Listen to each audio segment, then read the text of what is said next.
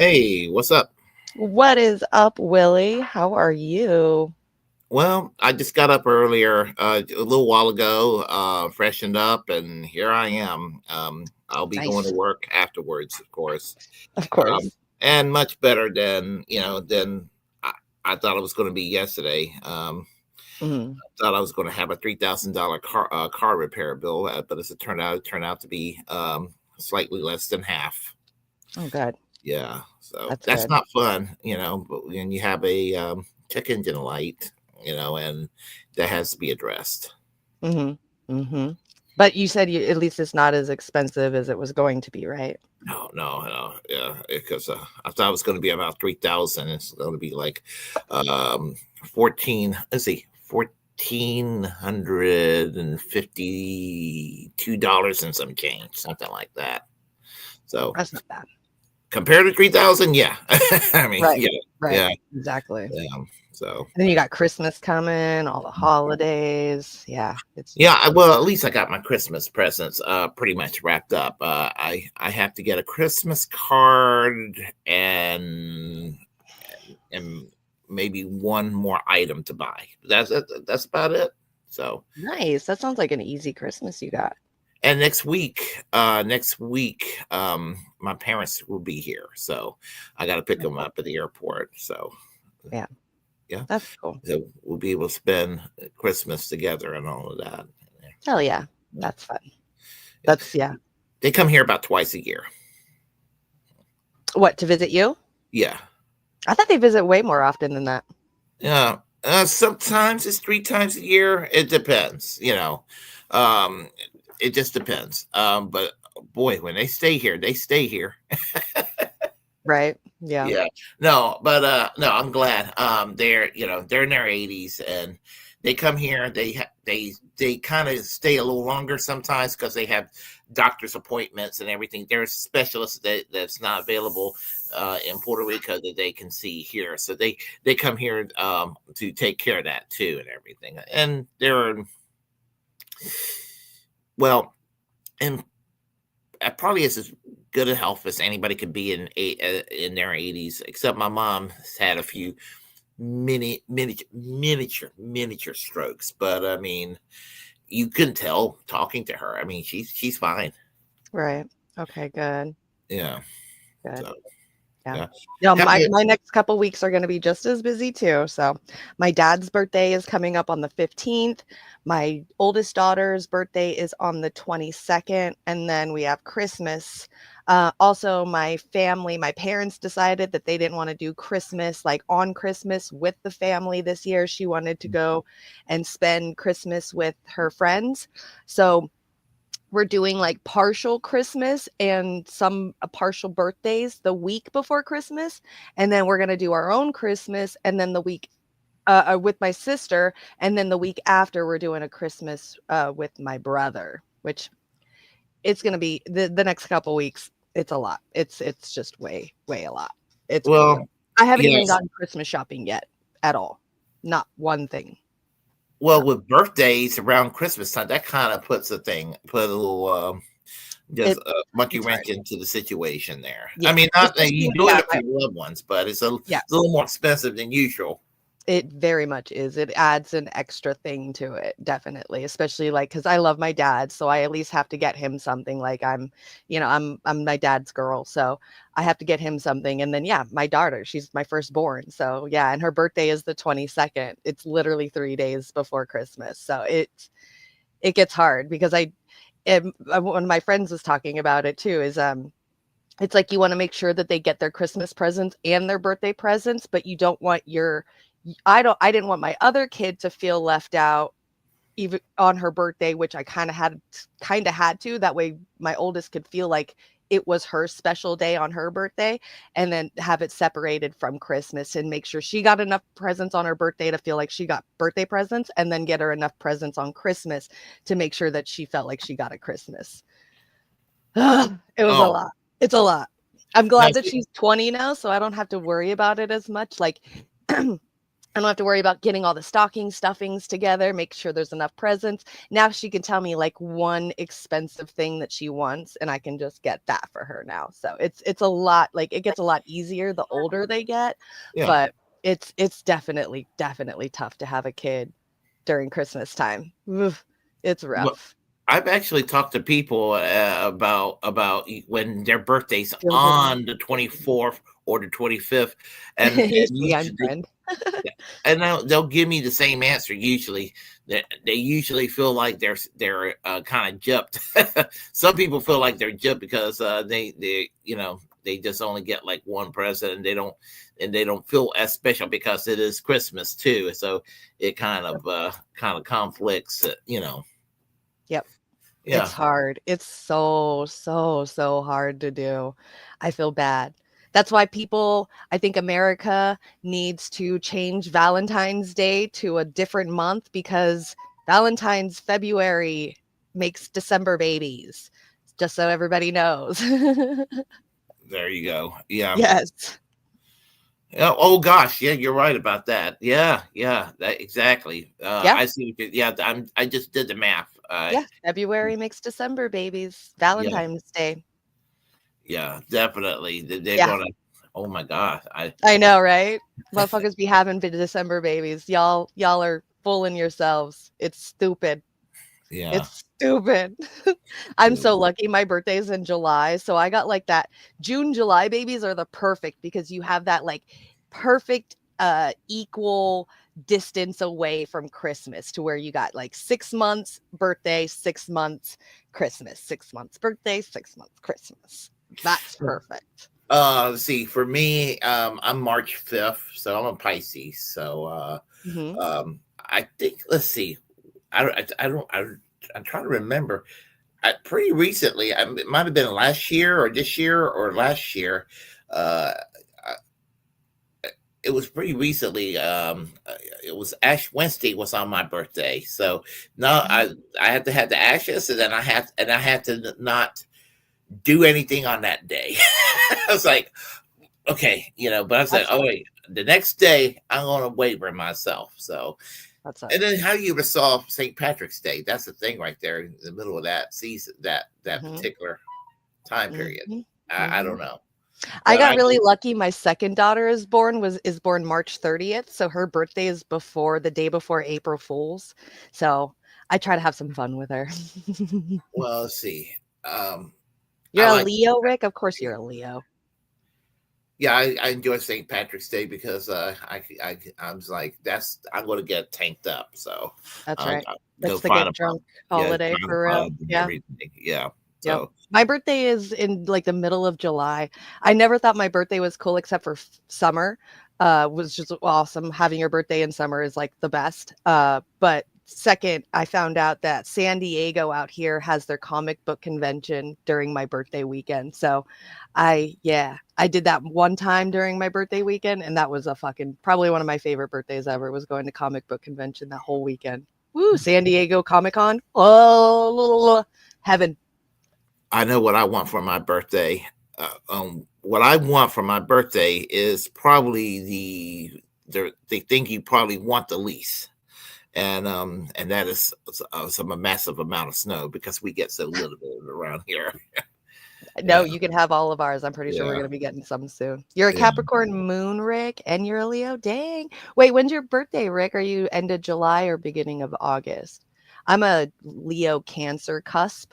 My birthday is July 22nd. So July 22nd is the last day for Cancer. July 23rd is the first day for Leo. So I'm a cusper. So I'm Cancer Leo, but then my moon, I'm a Libra in the scale balance. Do you know what your sign is? Wait, you said you're Pisces. Gemini. Oh, what is Pisces. it? Pisces. No, Pisces. you're Yeah, Pisces. Yeah. Do yeah. you know what your moon is? All I know is I'm not so sure about the signs, but all I know is that I'm a Pisces. Pisces. Okay. Yeah, Okay. yeah. August, Rick. Okay. Anonymous, you're an Aquarius.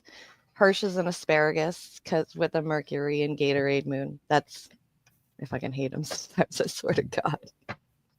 He makes fun of all of us who like know our astrology signs, so he says that he's an asparagus. That's his astrology sign. Yeah. It's the stupidest thing I've ever heard, but I love it. It's so funny. I don't know. Asparagus sounds good right now. Did I ever tell you about my asparagus story? Asparagus story. No. Yeah. Libra rising? Nice. That's me, Libra. Yeah, around Christmas or when or or anytime when I'll go and cook heavily and have prep up a big dinner or something like that. One area where I was screwing up and I was so stupid was with the asparagus. I love asparagus, and I cannot have it had that good uh, texture to it. It always came across as mushy, and I realized why it came across as mushy. I bought it in a can. Gross. Yeah, I don't even like talking about asparagus. It just reminds me of dirty socks. That's what it smells like, dirty socks, like my brother's old bedroom. Really? Oh. Mm-hmm. Yeah. I've actually had asparagus dip is pretty good. Of course, I guess if you don't like asparagus, you're not going to like the asparagus dip. Probably not. No. Yeah. I like artichoke. That starts with an A, right? Yeah. I like that as well. So That's right. I like artichoke, just not asparagus. Ugh. Yeah. Broccoli. Wait, no, broccoli is good. What's the other? What's those little round things that look like mini lettuce heads? Oh, Brussels sprouts. Those are gross too. Yeah. Well, okay. I'm not. They're not gross, but they're not my go-to. But if I have those, I have to go, and it's better if I dump something in there to kind of. It goes down easier. Now I'll tell you what. When I was growing up, what I put in my vegetables, and my parents, they were like, "You got to eat your vegetables." I love blue cheese dressing, so I put blue cheese dressing on everything. And a lot of people hate blue cheese dressing. Yeah, it's an acquired taste for sure. Yeah, I could dive into a swimming pool of blue cheese dressing and be in heaven, but I wouldn't have any friends. Yeah, true. Yeah. I like blue cheese in small amounts. I can only take so much of it.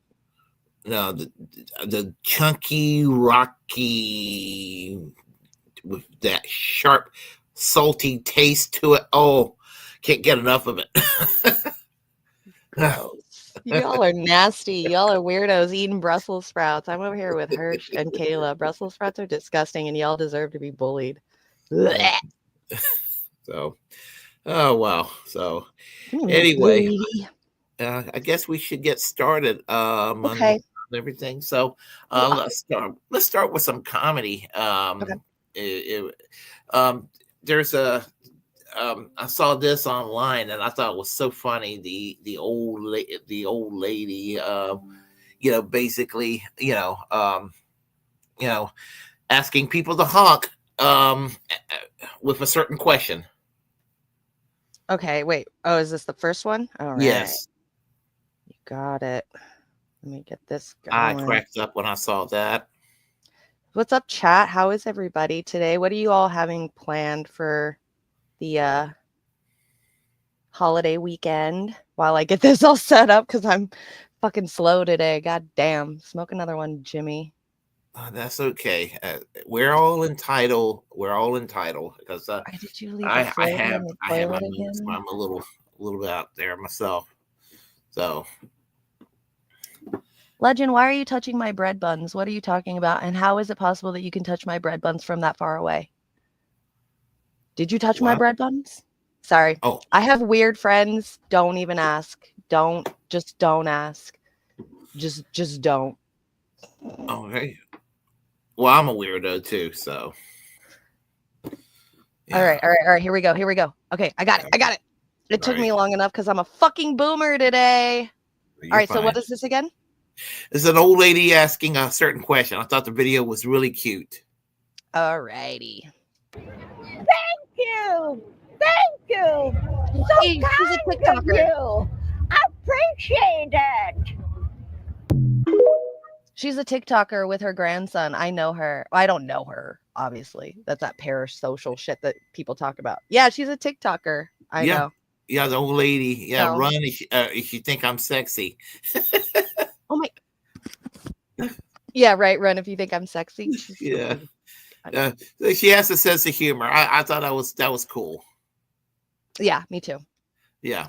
So just let you know. When I get older, I don't want to be a stick in the mud. I want to be one of those old people that will make people laugh because be like you have the honor.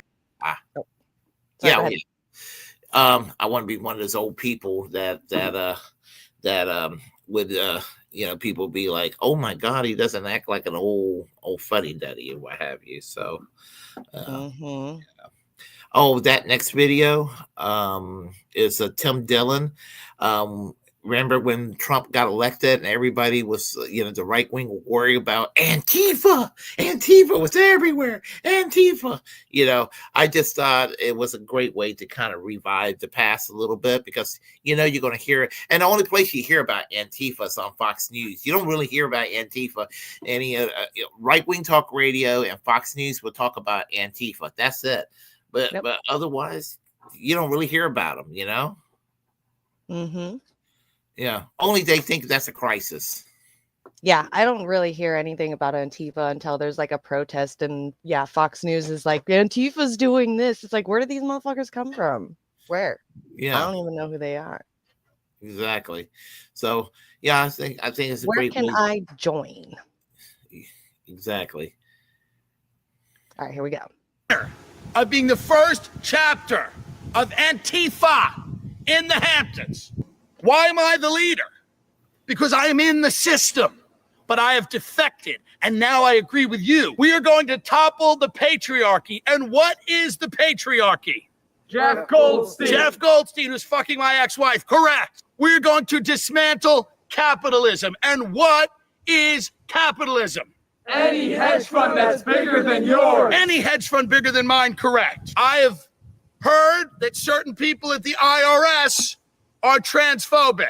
What we're going to have to do is get in there and let them know that this is unacceptable behavior.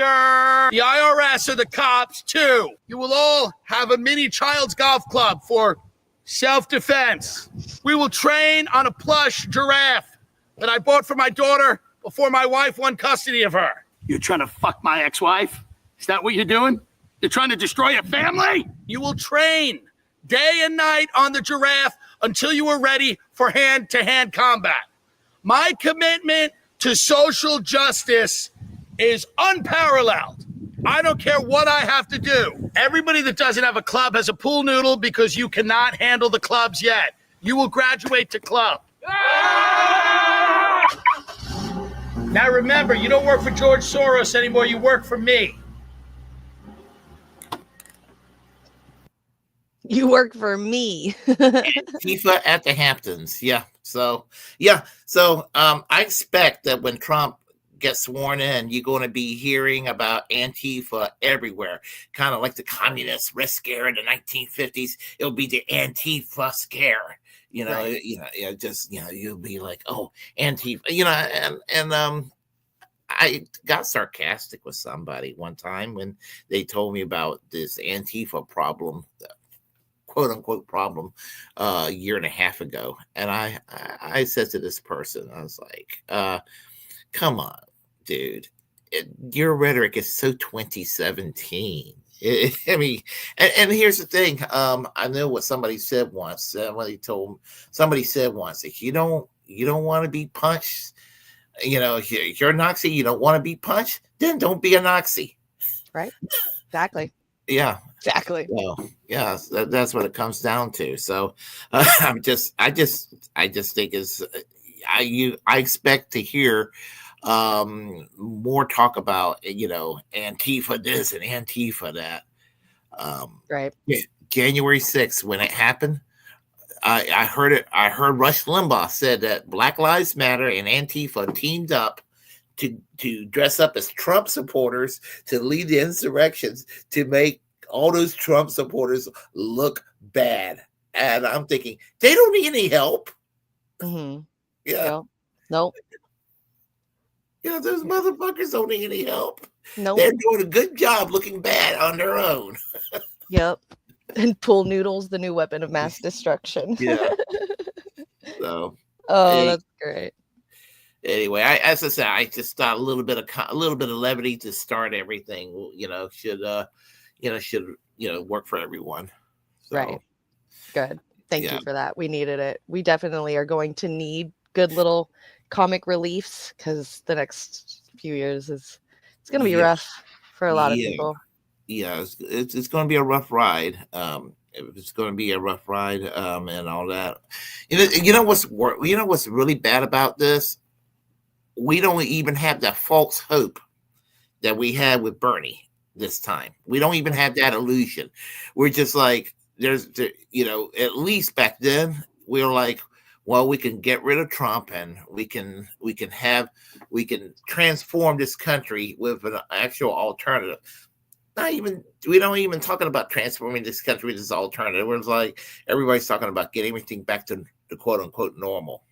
Mm-hmm. And normal sucks. And normal is what causes Donald Trump to become president. Exactly. We need people paying attention now more than ever. We absolutely do. Yeah. So, I mean, I get to be a little bit doomer at times. So, a little bit nihilist. Yeah, a little bit of nihilism.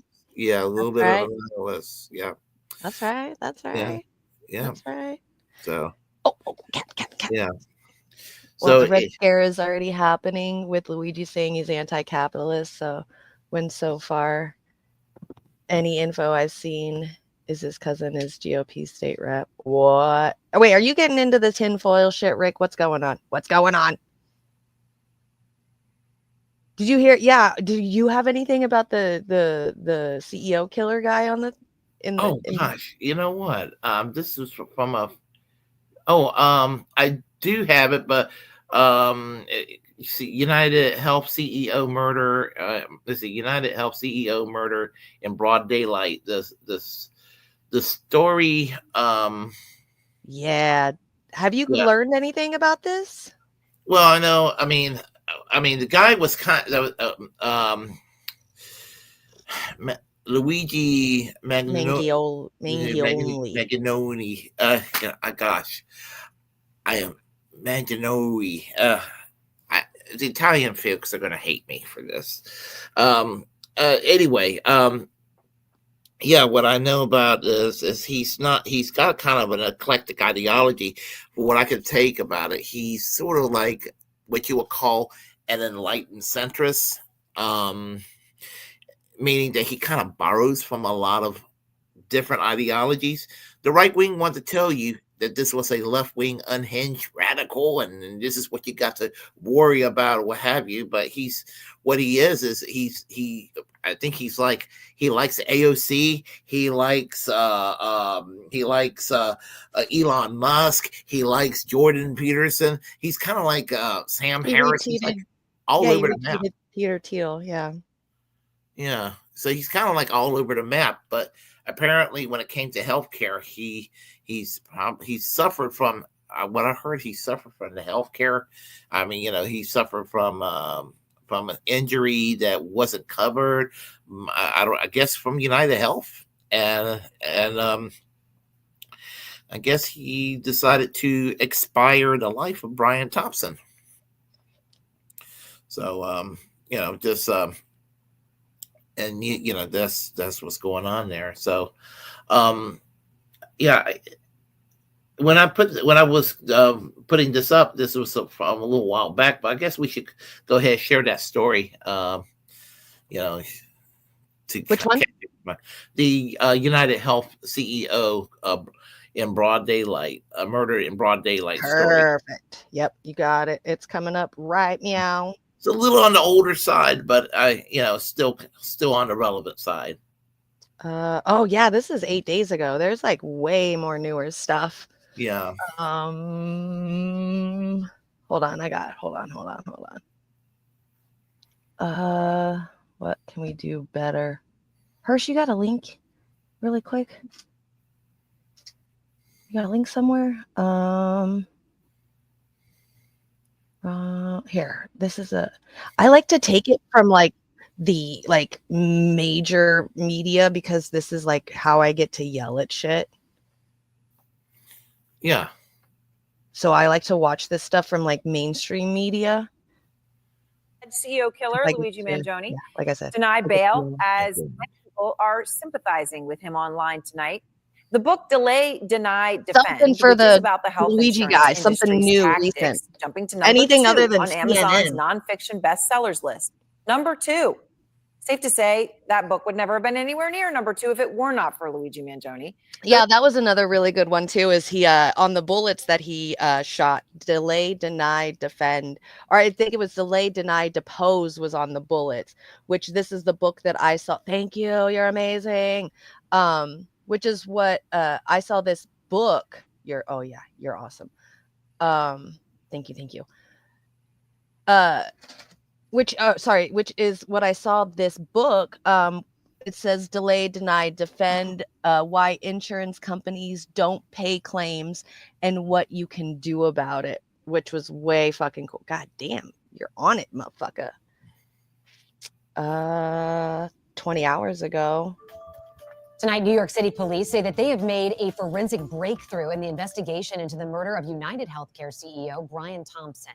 The city's police commissioner says that the gun found on 26-year-old Luigi Mangione matches shell casings from the crime scene.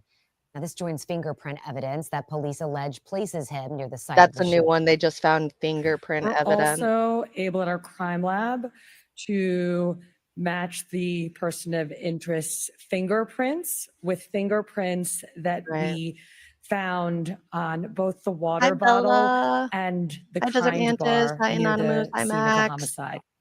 NYPD investigators say that they collected that water bottle and wrapper near a Starbucks where the suspect was seen on surveillance video Crazy, about right? an hour before Thompson was murdered. Yes, it is. NYPD also A wrapper says that they found and a water bottle. Like, so okay, a lot of people. So tinfoil hat time, because this is what Hirsch was saying, or somebody was saying this last night. I think it was Hirsch. I'm not sure who the fuck was saying this last night, but there is a conspiracy going around that the lady that called 911 instead of the tip hotline to get him arrested at the McDonald's, they're saying that there is no lady, she never called, and that the CIA and the FBI have facial recognition stuff on the cameras that not anybody knows about. So they're using this lady as like an excuse instead of actually telling the truth of the fact that they actually caught him through AI recognition shit in public cameras, like CCTV cameras, which is crazy to me. Like, imagine that we're already in that fucking Tom Cruise movie where like the premonition police. Minority Report. So yeah, we're already in that shit if you think about it, like technically, because that's how they were able to find Tom Cruise, and the premonition girl that he stole was through facial recognition. And I mean, we already see it happening in like a lot of the Eastern countries. I know like China has it. No, the social credit system. Yeah, or I know England is like every fucking like 2 feet there's a camera. Like they even have police shows using CCTV cameras everywhere. I remember the cameras everywhere when I was in London. I'm just like, is that necessary? Yeah, absolutely. Yeah, here it is. And we are a surveillance society. I mean, it is government, but it's also corporations. I mean, we're monitored everywhere we go. I mean, everywhere. I mean, post 9/11, absolutely. Yeah, and they're using that as an excuse. They use that as an excuse, and they're always trying to find new ways to say, well, it's for the public good, but they really don't care about the public good. They're trying to find something on anybody to fuck people over with. Absolutely. Yeah. Okay, so here's another one. I believe, this is Luigi Mangione's lawyer, and he's talking about the legal fight that's ahead of this guy for this. I got something to say about that. We'll play that first. Okay. Attorney Thomas Dickey. Mr. Dickey, thank you for joining us this morning. Are you standing by that statement that you've seen zero evidence tying Mangione to the murder?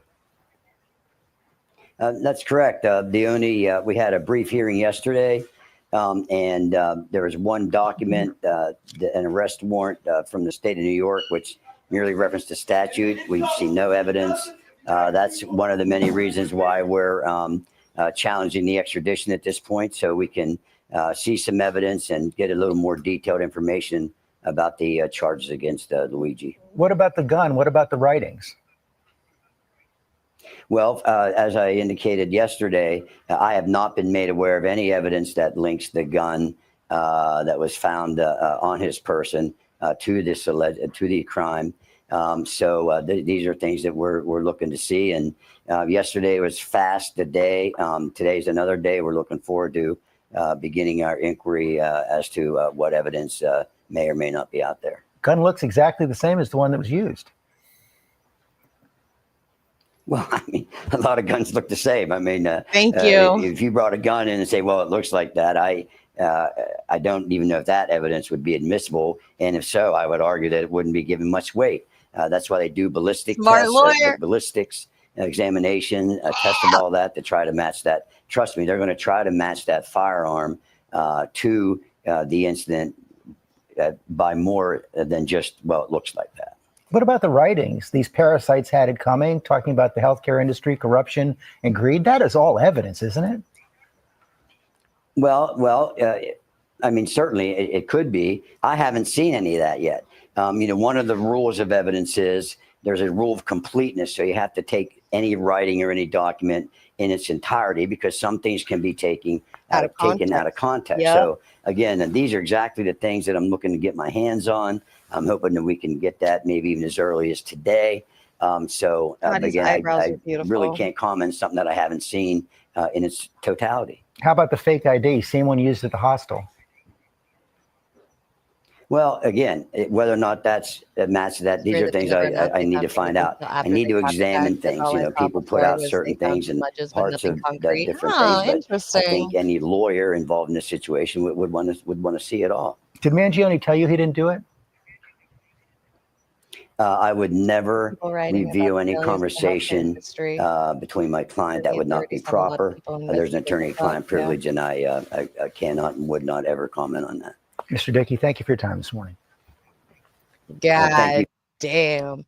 And see, that's what I'm kind of excited to hear what the lawyer was going to have to say, because a couple of us were talking about it, and we're, there, if this was something, this guy isn't the person and they're just making him out to be the killer of this of this guy, there's just no fighting against the government. The government is going to figure out ways to slam you with that anyway. And so with that, even if and with the fact that if he is the person that did it and he is guilty, I was wondering what kind of lawyer was he going to have, because this kid's going to be guilty no matter what. This kid's life is done. He's done. They're going to throw the book at him. It's a CEO. I promise you, they're going to fuck with him. It's just, they got to make a point. I think that they're going to probably have a little bit of problems for this reason. If they're going to trying to get a jury to be impartial over this case is going to be extremely difficult. Right. So that was going to be my next question, or with the question of who's this lawyer going to be, because this kid is going to be guilty no matter what. And the best thing and the best strategy for him and his lawyer to do is to make the healthcare industry look as horrible as possible. Razzle dazzle that fucking jury with the corruption of what the healthcare industry did to him. And I think that that's going to be the best outcome for this kid. So that's why I was curious to see who this lawyer is going to be, because it's going to have to be somebody like this. I just was watching the musical Chicago yesterday. There's a lawyer in the musical Chicago played by Richard Gere, and he sings a song called Razzle Dazzle 'Em. And it's about him having to razzle dazzle the court to get his way, to get these women off of from killing their husbands or their boyfriends, or, committing a murder and stuff. And it's true. Like, that's what clicked in my head. Like, this guy's going to have to just put on this show of like how bad the industry is, because the kid's done. He's going to go to jail no matter what. They're going to pin it on him. Even if he's innocent, they've already done enough to pin it on him. Yeah, well, it's going to be interesting to see the outcome and all that. But he's, I'll tell you the most beautiful thing that came out of this. And for the record, I want to make it clear, I don't want anybody to die, even horrible evil people. But I understand I understand why people are like, making jokes and all of that and everything. And I'm certainly I'm not crying. I'm certainly not in extreme mourning over Brian Thompson. Right. I mean, I'll make that clear. But the thing about it is that people from across the spectrum be like, he had it coming to him, and because Ben Shapiro's audience turned against. I don't know if you saw that. Ben Shapiro tried to make it a left-right sort of thing, and being the little nerd that he is, and the evil left, and all that. Yeah. And they were like, "Fuck you, Ben Shapiro." Yep. Yeah. Yep. I Yeah, mean, his comment section was absolutely ridiculous, amazing. it was Everybody's like beautiful. this, yeah, they're like this is a clash issue. I guess he lost a lot of followers from that. It's good. A lot of people are saying that they're seeing this could be like a life altering thing for a lot of us, because this is a lot of the stuff that we've been talking about with a lot of my friends too, and Hirsch and all of them, is like, once people get over these social culture, like right here, the usual culture war shit, and realize that this is a class issue, that's when we're going to start being able to come together to fight against a lot of this stuff. Yeah. The elites keep us fighting with each other with culture, social issues, so that way we don't come together to fight against the actual what they're doing, the real corruptness. And I think a lot of us who know this are hoping that this is kind of an eye-opening turning point for a lot of people, to where we can just put these social culture wars aside. Who the fuck cares who wants to do what with their private parts? Who the fuck cares what they want to do with their lives, or who they want to love, or whatever it is that anybody wants to do? This is the shit that really needs to happen. Like, this is what brings hope for me for the future, was seeing this. Yeah, a fucking CEO died, a human died. I'm sorry a human died. But I'm sorry to say, and I'm just going to be the one to say it, I don't think that the CEO is a martyr, but there always has to be martyrs to get the revolution to happen in a way that we need it to happen. Well, I yeah, said it. I mean, it's just that I'll tell you, Hey, Gabe, got film? you know what they have done? They took down a lot of the CEOs of these competing insurance companies. Their names were taken off the websites and all that, because they're fucking scared. And again, while I would never do that, because I'm a pacifist, I just never do that. At the same time, I am glad they're scared. I'm glad that they're scared.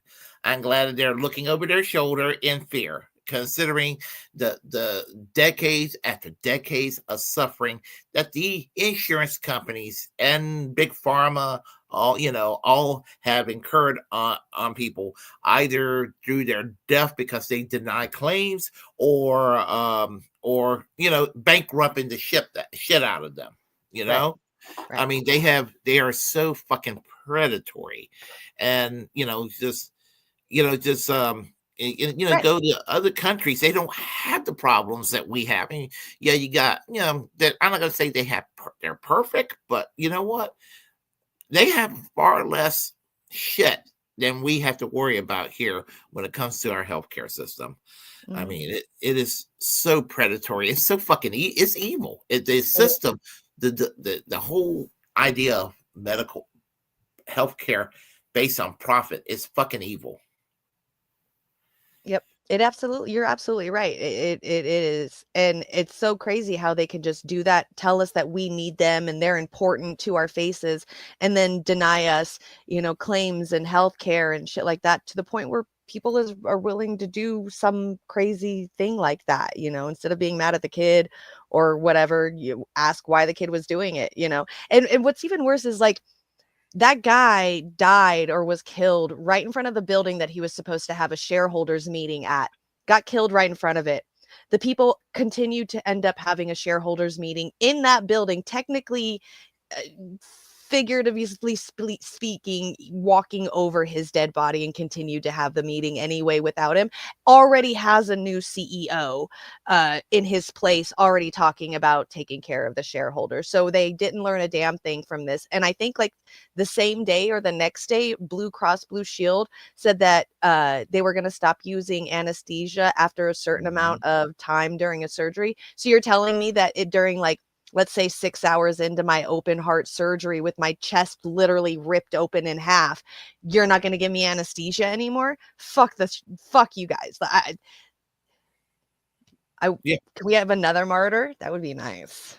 Yeah, as I say, it makes it just, as I said, it makes people like the CEO's life. It's like, again, I will mourn over my parents if, God forbid, something happens to them, or my grandmother 6 years ago, or what have you. As I said, at the very best, you'll get indifference from me. Yeah. Choozy, you are really getting your tinfoil hat is thick, motherfucker. Thick. Choozy's, wow, he's over here writing fucking books. Yeah, that's juicy. So you're telling me that you think Luigi is a industry or a plant, an MK Ultra plant, who was hired to kill the CEO of United Healthcare because they thought that he was too much and they needed to get rid of him? Oh. It just, it doesn't seem real, You would spend the entire kid's life just to kill the CEO of one healthcare industry. Anyways. The moral of the story is we need Medicare for all now. Yeah. Moral of the story is who's next? The next story is No, I was talking about who's next as in a CEO. Oh, okay. Yeah. So anyway, yeah. Thank you, Mark. I agree. That's who should be next. Fink, right? Larry Fink? Something like that? Yeah. Oh, BlackRock. Oh, that Fink? organization. Is it the Fink guy? I don't remember. I just know about BlackRock being just the shitty entity that they are. Yeah. So. Right. Are we doing Antifa next? Oh, we did Antifa. Oh no, we did that one. Okay, yeah. We're doing Joel Webbon. It's a short one. He's basically imagine a heterosexual Dave Rubin as a fundamentalist minister. He basically says that Jews can't serve in public office. Okay. Yeah. Oh, my nose. All right.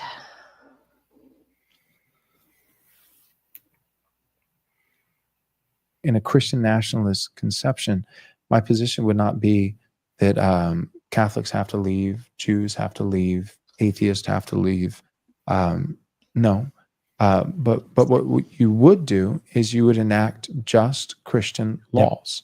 Just Christian laws. So in the public sense, in a legislative sense, and in terms of public rituals, things that are celebrated, virtues, holidays, all those kinds of things, the public square, legislatively and culturally, it would absolutely, unapologetically play favorites. Yep.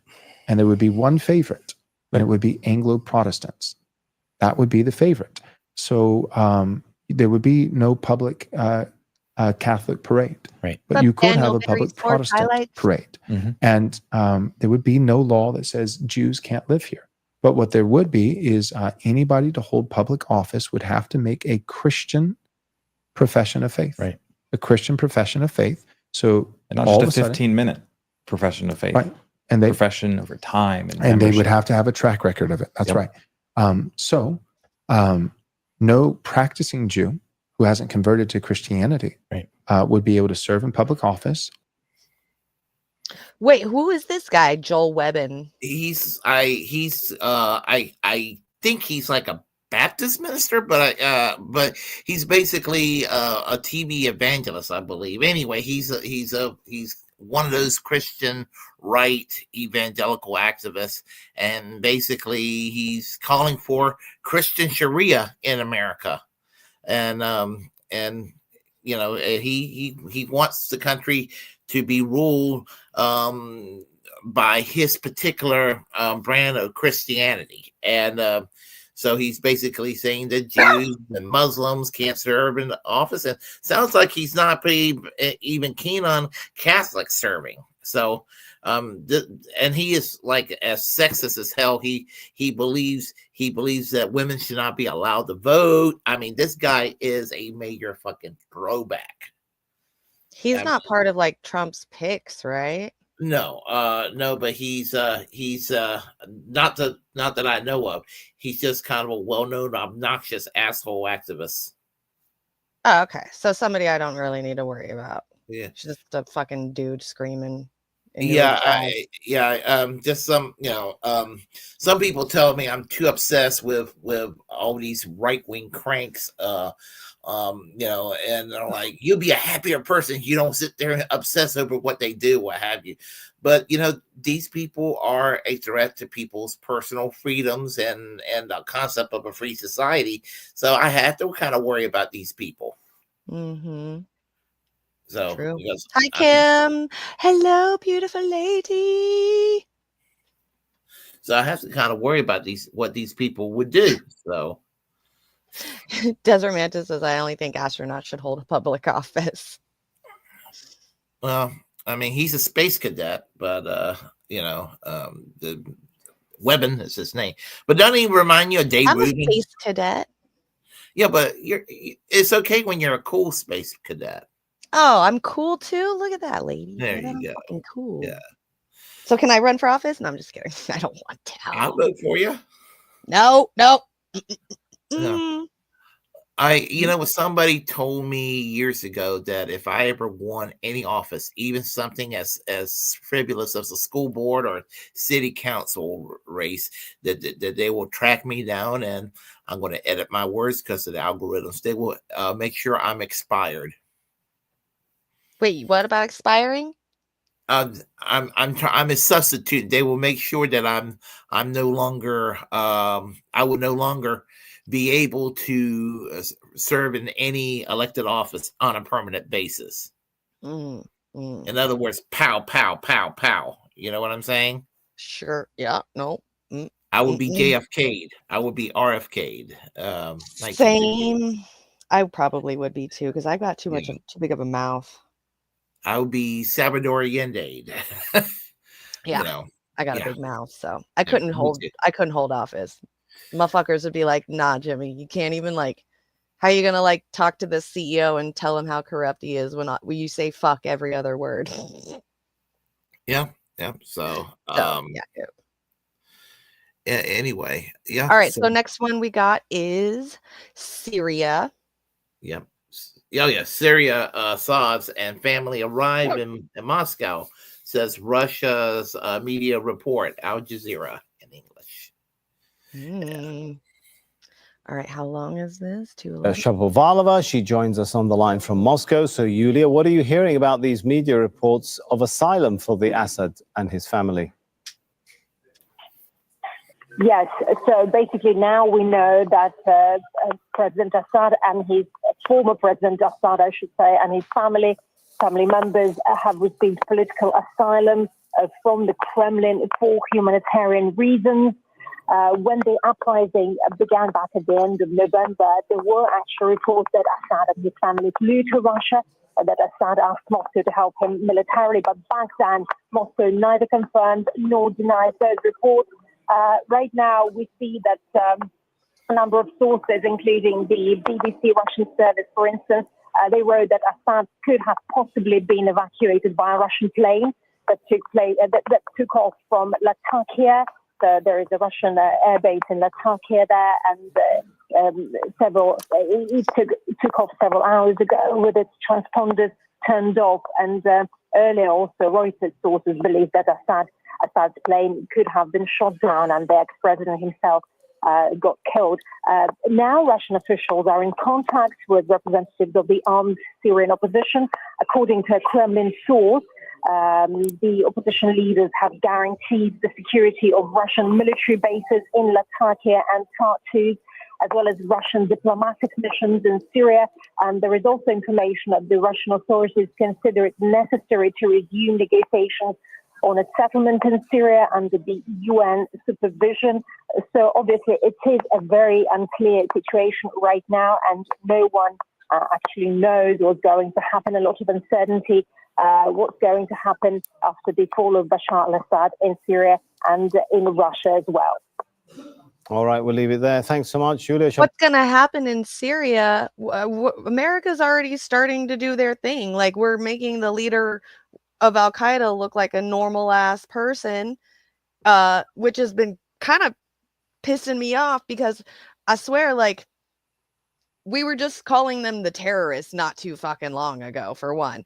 And people and Palestinians in Palestine aren't even, like, they're not even terrorists at all, and like they don't even get this kind of fucking treatment, like, at all. Like, it drives me absolutely crazy. And the fact that we are allowing us to take out a leader or make a leader leave so we can put in a new leader, like, I just don't understand how our own history has already shown us that when we do this, it doesn't usually pan out well for that country, but we continually allow them to do that. Like, I get it. Assad isn't the best leader in the world, but like, if you're going to sit here and be the world fucking police, then do it to all of them. Saudi Arabia, North Korea, like, all our allies, some of them that are, maybe our allies, or maybe just kind of leave them alone and let the fucking people decide what they want themselves. This, like, foreign policy intervention shit that we do with other countries, it drives me insane, because we're picky with what we do and what we don't do. And the hypocrisy and the irony just stands out so much to me. And the fact that nobody knows it, or the mainstream media just allows this stuff to happen, thinking that we're like Dory from Finding Nemo, like we just forget every 10 seconds. It's bullshit to me. It's just frustrating, and it's annoying, and I can't handle it anymore. It's yeah. Go ahead. Well, the thing about it is that Assad, Bashir al-Assad, he's while he's not a nice man, obviously was not a nice man. He was stable. He was secular. I mean, and he was.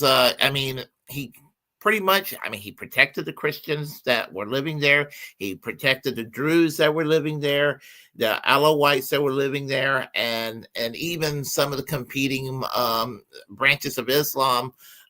He kind of kept everybody. From imposing harm on each other, and he was a stabilizing force in that regard. And so they're going to go replace it with Al Qaeda. This is exactly what the Bush Cheney era neocons wanted in the first place. This is what Benjamin Netanyahu wanted. This is what all these motherfuckers wanted.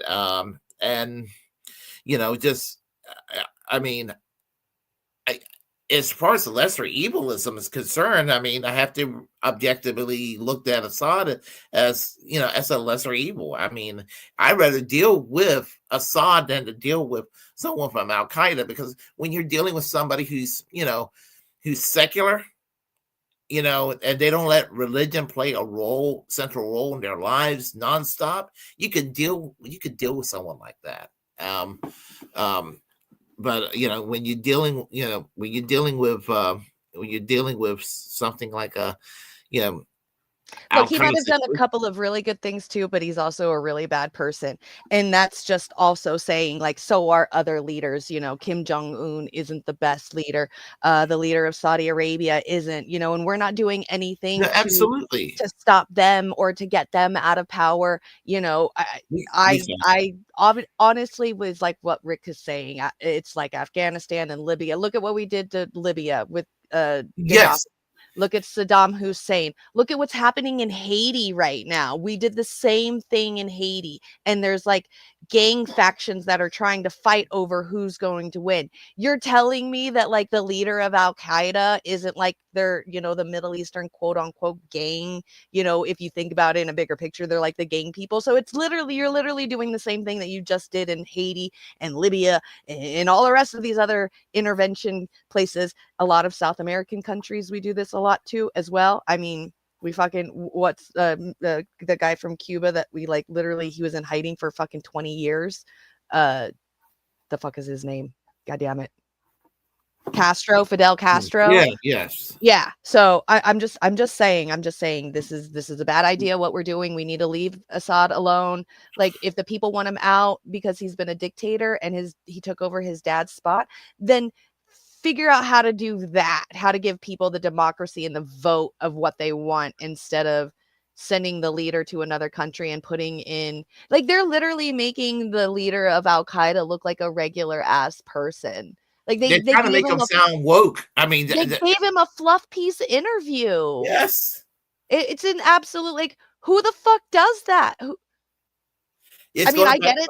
Certain journalists will do that. I get it. But you just don't see like MSNBC going out to some fucking, Crips leader and being like, let's hang out and talk. You don't see CNN going out to the Ku Klux Klan leader and being like, let's talk. It doesn't happen because we don't give them that. We don't give them the views. Yeah. It's just it's absolutely insane to me, the angle and the avenue that we're going with this, the spin that we're putting on this. It's disgusting and it's crazy to me that this is real life right now. This is happening. Well, yeah, we just saw for the last several years the genocide that the United States indirectly contributed to by propping up selling arms to Saudi Arabia for what they were doing to the people of Yemen. I mean, just that happening, and you didn't hear people really talking about it. And what little bit that they were talking about it, I think it was Wolf Blitzer was talking to Rand Paul, which in some areas of foreign policy, Rand Paul can be correct. I mean, and he was saying something about got to put stop to the arms sales. And Wolf Blitzer was like, well, that's $100 billion that will be lost if we don't do the arms sale. So profit is what's going to guide them. And, if people are going to suffer through a genocide, well, that's just the price you're going to have to pay for that. I mean, that's really fucked up. Yep, I agree. It's fucking horrible what they're doing. Yeah, absolutely. Yeah. Welcome to America. This is America. Don't catch you slipping up. God exactly. Damn. Yeah. I guess the next story is kind of in relation to Syria and it connects with BRICS too. Regarding Trump presidencies from generational change. And I actually had Jen Perlman on the show recently. We were talking about the recent election. So I think that kind of fits into the story here, and we can probably discuss more about that, about this issue. All right, you've got it. Let me bump it up to 1.25 the speed.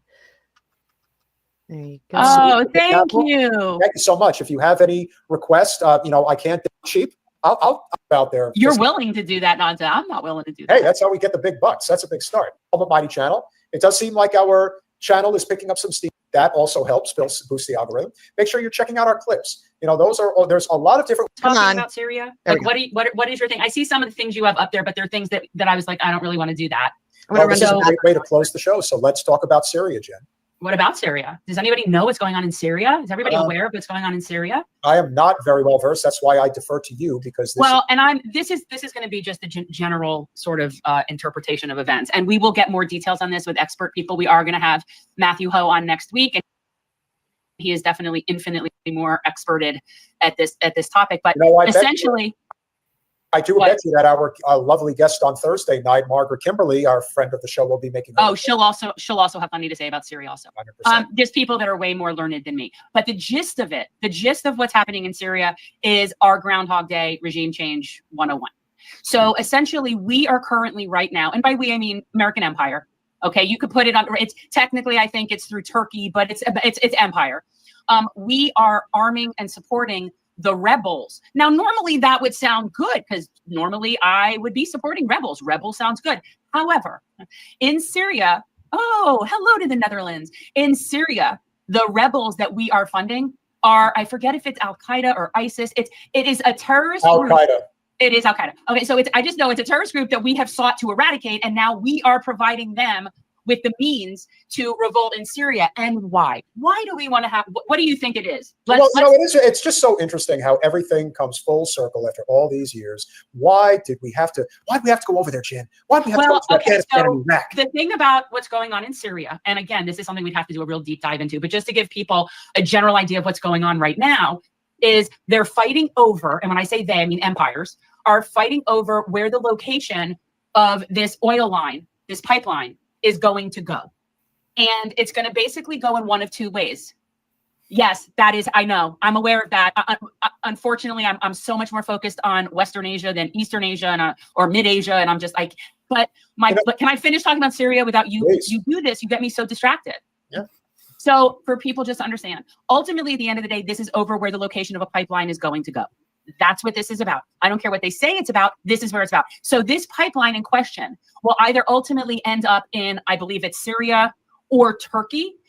And so obviously if it ends up in a place like Syria, then that gives people and countries like Iran and Russia control over something that we should of course have total control over. Whereas if Turkey has it, meaning American Empire, then that would be within our control. So we are fighting in Syria. We are trying to unlodge again in a place where we were told to leave. And yet I don't understand why we're still there. And as far as I'm concerned, if the Syrians wanted to start bombing American locations in their country, I wouldn't even have a problem with this. I think that basically we're doing the same thing in Syria that we do all over the place. It's a regime. We're trying to enact a regime change war to get control so we can have the pipeline. That's what this is about. And again, we'll have to do we'll have to do a much deeper dive. I do not understand all the details as far as the factions, and I am by no means an Assad apologist or whatever. Yes, no, I'm not. But I do know. And Jen, if you are an Assad apologist, who gives a fuck? Yeah, well, I'm not an anybody apologist, but what I do know is Syria is a sovereign nation that we are illegally in, have been asked repeatedly to leave by said sovereign nation, and we refuse to do so. So that is something in and of itself that has been infuriating to me for years. Just that. So the fact that we are part of, and of course, again, it's going to look like it's Turkey, but it's us.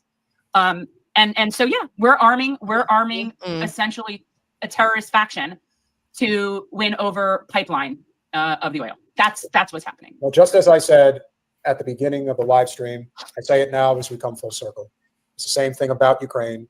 It's the same thing about Syria. It's the same thing about Iraq.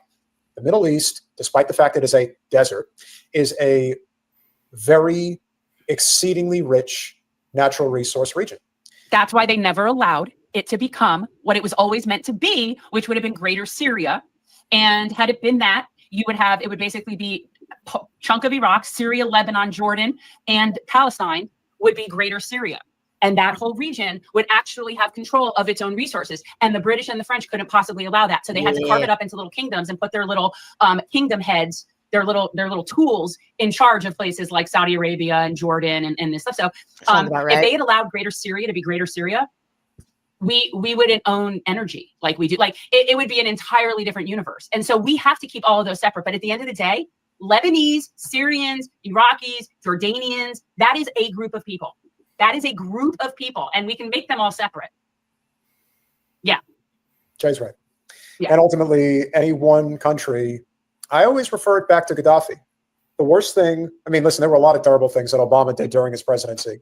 And I don't even necessarily put it as his feet as much as I put it at Hillary Clinton's. But what they did to Libya is one of the biggest war crimes this world has ever seen. Thank you. No one is going to say that Gaddafi was a great guy. But there was no question that he loved it. It's kind of like what James was saying earlier. I can accept if my leader is corrupt, if he's taking care of his people. I said that before, too. That's what Gaddafi was doing. Yep. He was corrupt, but he was taking care of his people. Yep. And he was trying to get his country off of the petrodollar and onto their own gold standard. And can't have that. Not acceptable. Right. No. Well, this is why we called that right ahead of time, too. We called that before. Yeah, the thing about it is, yeah, with Gaddafi, again, not exactly a model human being in many ways, but he treated his people well economically. I mean, it was an oil-rich country with they provided. It was kind of a similar arrangement to Kuwait and Saudi Arabia. They were so rich they were able to provide a universal basic income to their population. They had free health care. They even had free electricity and free water. I mean, and all. I mean, they were the most prosperous country on the continent of Africa, and he had a vision to bring the continent out of economic to try to modernize the entire continent and bring it into a modern age, and to catch up with the rest of the world. And they would not allow that to happen. This is why I think that Hillary Clinton allowed what happened to him to happen to him. And we were all raised to believe that Gaddafi was this really terrible person and what have you. And he was really not that bad, So Hey, Ron. What's up, Aaron? Thank you for gifting a tier 1 sub to Kayla. Kayla, look at you. You're a subscriber to my Twitch channel now. Thank you, Aaron. How are you, buddy? Good to see you. I have no problem saying I miss Gaddafi at this point. I mean, I mean, not that I'm a Gaddafi apologist, but considering, I have no problem saying, man, I miss Gaddafi. Because he was basically the Tito of Libya. He was Libya's Joseph Broz Tito. That's the comparison I will make. Right. Well, here, actually, I want to show you this really quick, since we're on the talk of Syria and Libya. Shout out to fucking Hirsch for finding this fucking gem of a video. So this was back in 2008. There's the leader Gaddafi. This was when Gaddafi was still alive. He warned the Arab leaders in 2008's Arab League summit in Damascus that their end is near. He says, "Your turn is next," Gaddafi told Arab officials gathered at the conference, some of whom looked stunned while others laughed. All right, let me pull this up. Add to state. No. Now do it right. Hold on. Let me get the right one. Here we go. All right, so check this shit out. Like I said, shout out. I'm gonna read what Gaddafi says to them, and then you'll see Bashar al-Assad here. This is in 2008. An entire Arab leadership was executed by hanging, yet we sit on the sidelines. Why? Any one of you might be next. Yes. I don't know. I could hear it. Wow, that's so crazy, because Hirsch the other day was saying he could hear it and I couldn't. I hear it now. There were people in the audience when he said that were laughing. I believe it. I believe it. Just wait. Just wait. It gets better. There, look, there's Bashar al-Assad. When Gaddafi said, "You're next," there's Bashar in 2008. And this is something that really hit me. A lot of these guys, a lot of these people, they go into working with America thinking that they're going to be safe. They're going to be protected, not realizing that we can turn on them at a moment's notice. Mm-hmm. There is a man right here, 2008, thought he was safe as shit, laughing at Gaddafi, knowing that Gaddafi knew his life was short. And Gaddafi told him, "You're next." And he laughed at him. Now look at where he is. Now where is Assad? Hiding in Russia. Yeah, hiding in Russia. Yeah. There's the face of a person who didn't know that his time was going to be up at some point. And this is the kind of shit that they have to deal with when they're working with Americans. It's crazy. Yeah. Let me continue. I have no problem. I have no problem with. Okay, I'm sorry. I have no problem with Russia taking in Assad. Right. I had no problem considering, especially what Gaddafi was saying, and Gaddafi was right. He was, absolutely. Look, why won't there be an investigation into the killing of Saddam Hussein? So Saddam Hussein was already dead when he was saying this. He knew it. Look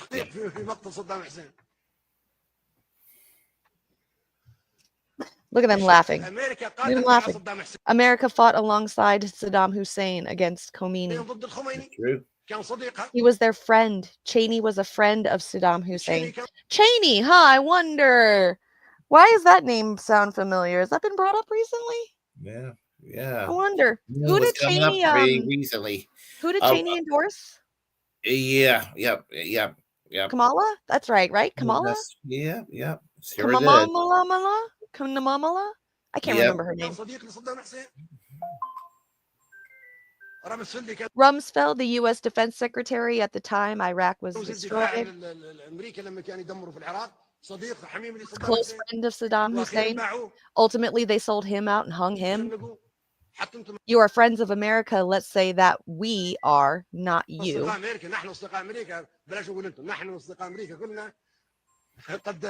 One of these days, America may hang us. Crazy shit, right? Absolutely. I don't have access to the video, but it was a 1960s video from the Arab Socialist Union. I guess that was the party that was one of the parties that were governing Egypt at the time.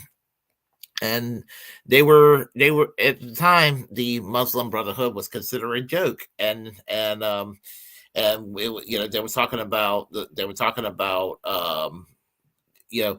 they were insisting that the women dress in burqas and everything, referring to the Muslim Brotherhood, and they were laughing it up. I mean, it was the videos in black and white, and they're all everybody. It's like a smoke-filled room. Everybody's in secular suits and everything, and they were just laughing it up about like, oh, these crazy fanatics, right?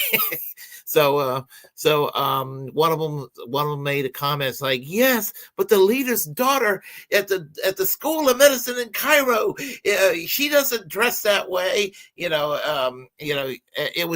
If I could find that video right now, I would love to share it with you. And it was funny listening to the reaction. They were just laughing it up over there because they were the forces of secularism, and they didn't have a problem with the trappings of Western, the trappings of what exists in the West. They only had a problem with American imperialism. I'm talking about, whether we're talking about Abu Nasser or his successors throughout the region, like Saddam Hussein or Muammar Gaddafi or Assad.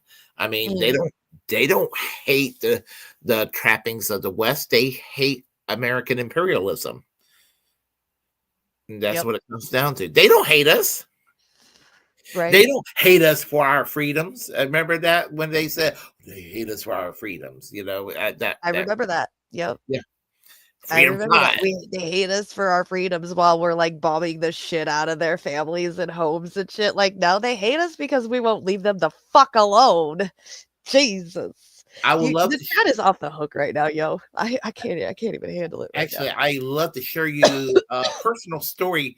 I have a kind of a personal connection to the story Freedom Fries. Remember the Freedom Fries? Oh yeah, I remember the Freedom Fries. Okay.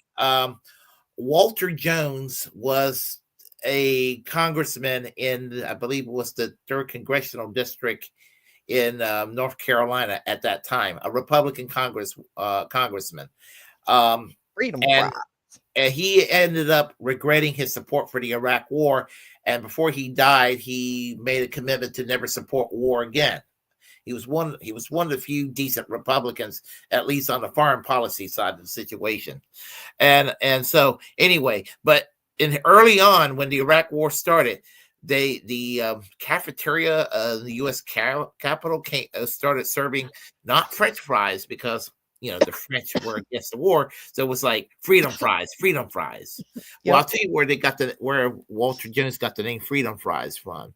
There's a place in Greenville called at the college I attended called Cubby's, and it's on the corner of Fifth Street. I don't know if it's still there or not. I haven't been to Greenville in years, but that's where they came up with it. And actually, the food was pretty good. It's kind of a nice little 1950s joint. You can get good hamburgers and all that over there. But they decided to call it Freedom Fries. So you don't buy French fries over there. You buy Freedom Fries. Of course, that was back then. So that's where they got the name Freedom Fries from. Who the fuck is Cream Pie Ninja? This person's out of hand. Is this one of your friends, Willy? I don't know who Cream Pie Ninja is. But hello, Cream Pie Ninja. Yeah. I think it might be one of Rick's side fucking accounts or something. This is out of hand. Free my fries. Jesus Christ. Yeah. Here we go. Here we go. You don't think it's Les Bones coming back? I wish. I miss him. He was fun. Yeah. I haven't heard from Les Bones in a while.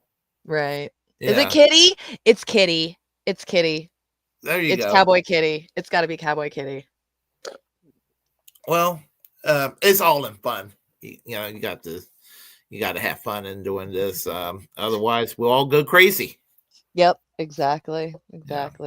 Well, we should get into some serious topics though. Yeah. You were a cowboy once. I had an identity once. All right, let's finish watching this Jen Perlman thing. Constantly trying to coup Venezuela back to Chavez. We cannot allow all of the pariah countries to us are simply countries that don't want to trade on the US dollar. I don't know why. How dare some other countries want to trade in their own currency? However, what I will say about what's going on in Syria, it is definitely going to impact whether or not Russia will ever allow Turkey into BRICS. I think what Turkey's participation in Syria right now could be what prevents it from being part of BRICS, which definitely also benefits the United States. So us engaging in some sort of military situation where us and Turkey are, buddy, that's just another, it's sort of like camaraderie building, if you will. It's team building. It's a team building exercise. Well, that's also the issue here. It sounded so what did that say before? That it sounded complicated? This is one instance where it really sounds complicated. Well, Donald Jones. Yeah, there are a lot of different plots. But I will say there's a lot of different factions. But at the end of the day, it comes down to title of the show. It's not complicated. Title of today's show. It's not complicated. Leave them the fuck alone. Done. American Empire versus not American Empire. And control. So according to Colanello, Turkey's in NATO, hence they can't be in BRICS. Yes, they can. No, that's not true because I believe Egypt. Isn't Egypt in NATO? Is Egypt in NATO? Partially. No, Egypt's not in NATO. Well, I don't know that's I don't know if there's another NATO country in BRICS, but I don't know that they can't be. Well, here's where that's what I'm saying. Here's where we're going to find out what the future is going to look like very, very quickly, and just how committed our saber rattling under Trump is really going to look like, because he's wasting no time, Jen. The idea that the BRICS countries are trying to move away from the dollar while we stand by and watch is over. We require a commitment from these countries that they will neither create a new BRICS currency nor back any currency to replace the mighty US dollar, or they will face 100% tariffs and should expect to say goodbye to selling into the wonderful US economy. They can go find another sucker. There is no chance that the BRICS will replace the US dollar in international trade, and any country that tries should wave goodbye to America. I mean, he kind of is. I didn't realize he said this at the end. There's no chance that the BRICS, there is no chance that the BRICS will replace the US dollar in the international trade, and any country that tries should wave goodbye to America. I mean, he's right, but in the wrong context, because the BRICS could actually replace the dollar if you think about it. And saying goodbye to America, he's absolutely right, as in we're no longer going to be the superpower anymore. He's really saying this. If they continue to expand BRICS, he's gonna 100% tariff them. He legit thinks yo, BRICS, it's literally it's got Russia and China, it's got China in it, which is where we get most of our fucking stuff. If China doesn't sell to us, who fucking cares? We're a small country compared to continents and shit that are out there, and some countries that are fucking out there that they could sell to. They could we wouldn't be number one anymore. holy shit, he's really calling war on motherfuckers. Like, not only is he calling war on fucking Mexico and trying to tell Canada that they're going to be our 51st state, but now he's going to 100% tariff on all the BRICS countries. We're done. I from what I heard, Saudi Arabia is already in talks about taking the petrodollar off. We're done. We're done. Good, you know what? Job. Good job, white guys. Good job. Here's the thing: the United States won't be able to sanction these countries anymore, and how beautiful it will be when the United States it loses their ability to bully others around. You know? Yep. And in fact, that's what's going to happen down the road. That the United States will lose their ability to bully. Yep. Absolutely. And it doesn't really have to be the United States doesn't really have to suffer under BRICS if this country would just behave to fuck themselves and mind their own business. They could probably live in a world with BRICS and coincide peacefully with them. But United States being United States, we know how they'll react. Yeah. That's so crazy to me. Absolutely. Like, he is so fucking ignorant. Like the fact that this is our president-elect and this is something he's putting out. First of all, BRICS is not developing a uniform currency. That's not what they're doing. They don't have a currency. They're not seeking to do a currency. So the fact that he puts that out where he clearly has no concept of what BRICS is. But yes, ultimately, these are countries that want to trade amongst themselves without having the petrodollar as the go-between. Well, right. They want to trade in their own currencies. Correct. And the fact that we somehow think that we have the absolute capacity to say, no, you're going to trade through us.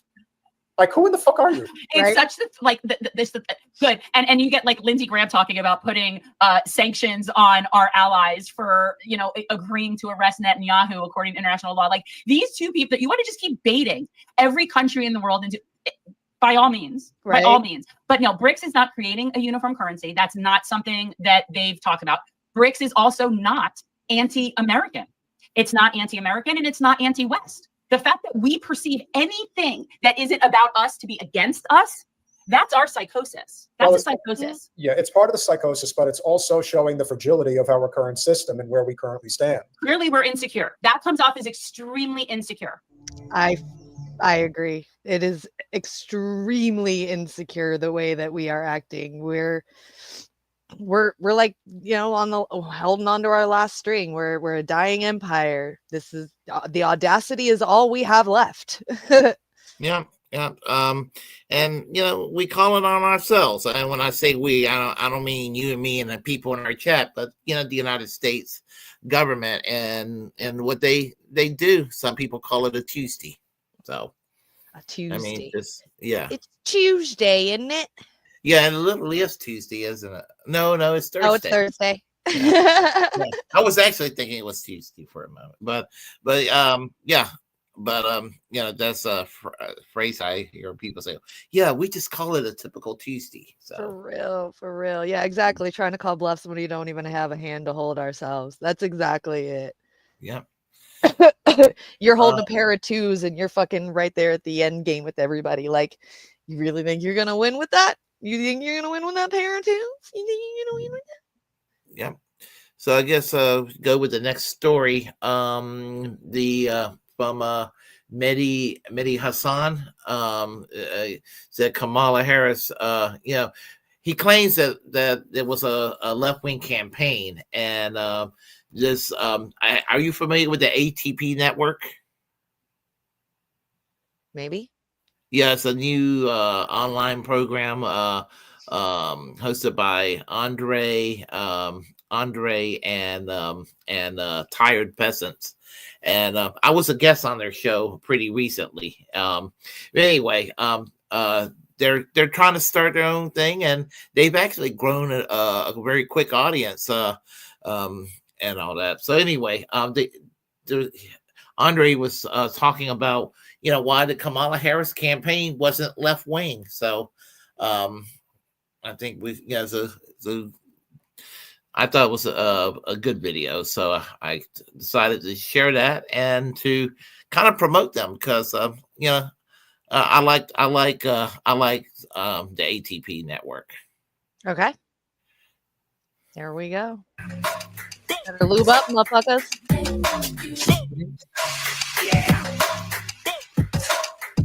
The truth. I give it to him though, man.